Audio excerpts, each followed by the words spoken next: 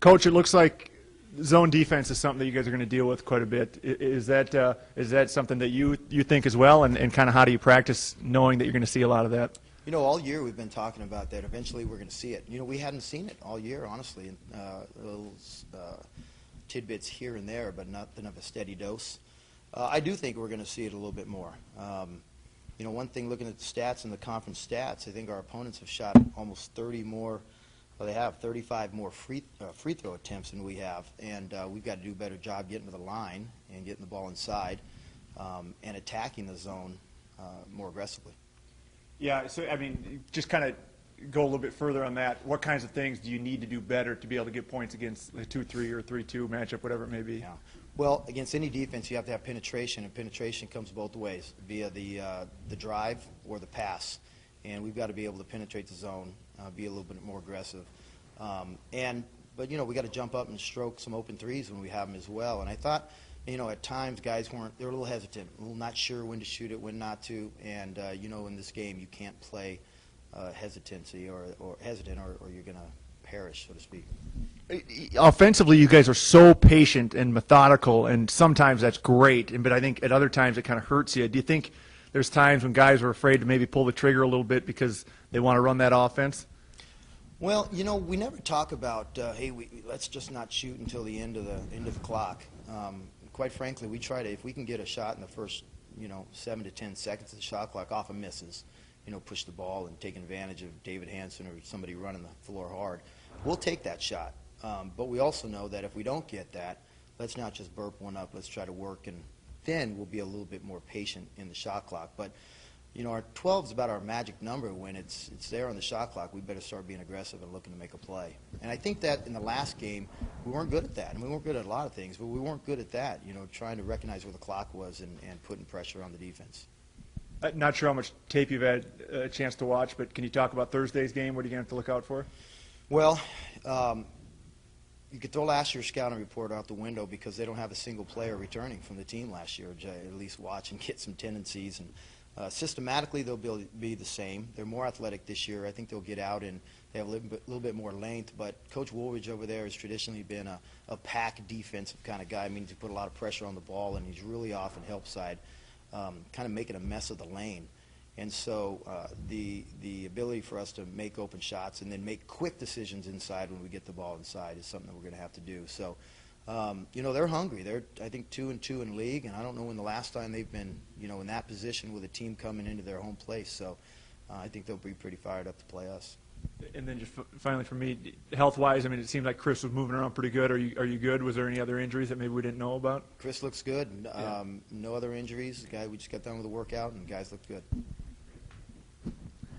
Revisiting Saturday's game, I mean, you guys did a nice job again holding the field goal percentage. I mean, unbelievable. I guess under 30, which is spectacular. You think that you'd win that game 99% of the time. What was the key? I know turnovers were the big issue, right?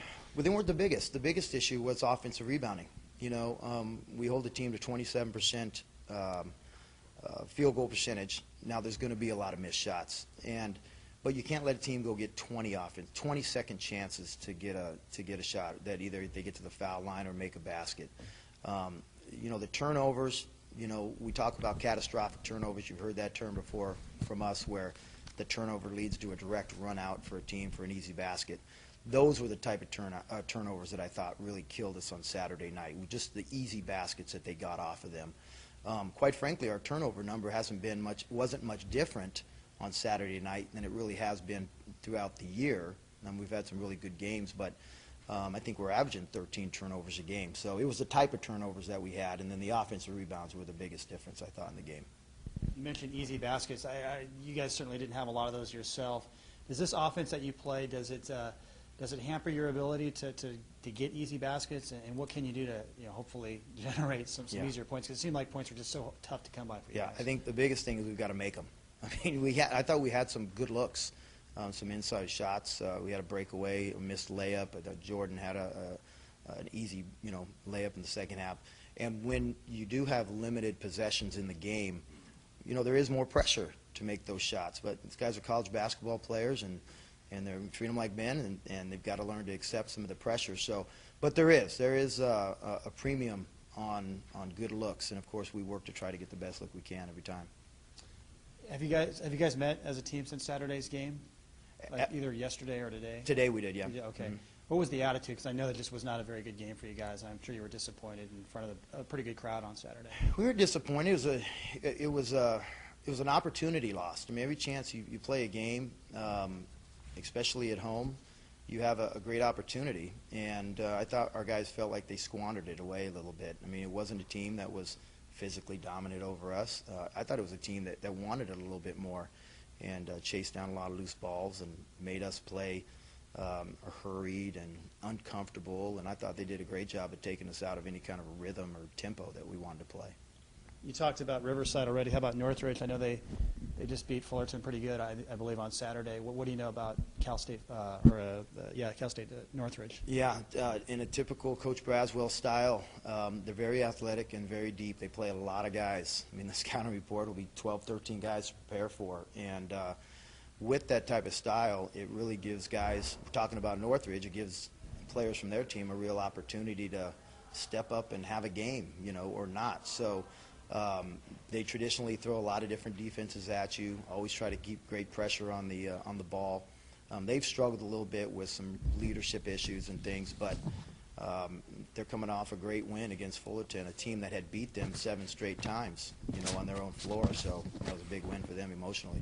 When you look at the Big West standings, I mean, looks like Long Beach, they may run away with it. But, I mean, after that, 2 through 9, Yeah. it could go any way. So if you could just talk about the importance of each and every game. And, you said a missed opportunity. A missed opportunity in this league could move you up and down several spots. So. It could. There's no doubt. Well, the first, you guys followed as much as we do, but the first night of league play, all 4 road teams won. Not a home team won the first night. So, we go on the road and win 2, and anything can happen in this league. That's why, Thursday night, Saturday, Santa Barbara next week, so on and so forth. Every game is a great opportunity. And, think about last year, went right to the end where, we went from chance to be 8-8 and finishing tied for 3rd to getting the 6th seed.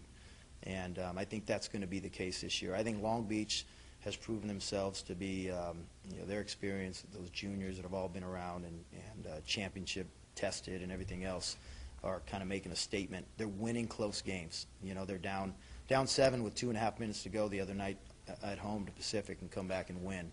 That showed a lot of character. So, but you're right. I think 3 through 9, it's going to be a dogfight for sure. Hey, Mark, can you compare what you see Irvine did to you guys defensively to anyone else or any other game this year? Of like opponents. I mean, San Diego State physically and athletically is more dominant, but I think the thing that Irvine did to us different than anybody's, they switched defenses. They played some man, they got out and pressed us. They tried to create some tempo. That's the one thing that I've thought teams would do to us a little bit more, is try to increase the number of possessions in the game. And I thought Irvine did that. They came out and forced our hand a little bit to play with some pressure. And we didn't handle it. We turned it over. We talk about the type of turnovers. Sean Lewis turned one over, and they just got it and scored a layup. I think it might have been an and one. That's just too easy of an opportunity to give opponents. So I can't think of anybody else that necessarily played us that way, throughout the whole game. And it was credit to their staff. They did a nice job. Do you feel like they laid a blueprint down that you guys may have to counter-coach against in upcoming games? We've got to do our job and be prepared, for teams that try to do that. But if you look around the league at the different teams, they're really a different type of team than anybody else, mainly because of their style. They're forced to play that way, mainly because of their size. And they're forced to play that way a little bit because they've got a 6'4" center and a bunch of 6'2" guys running around out there. So, they've got to try to use that to their advantage. But, Long Beach athletically can do it, but they don't have the depth. So I don't think you'd get them to do that throughout the course of the game. And you can go down the list of teams in terms of why people don't do that. And here's the other thing, is that we've played 5 conference games now. We have 3 left, 3 first time around in the tournament.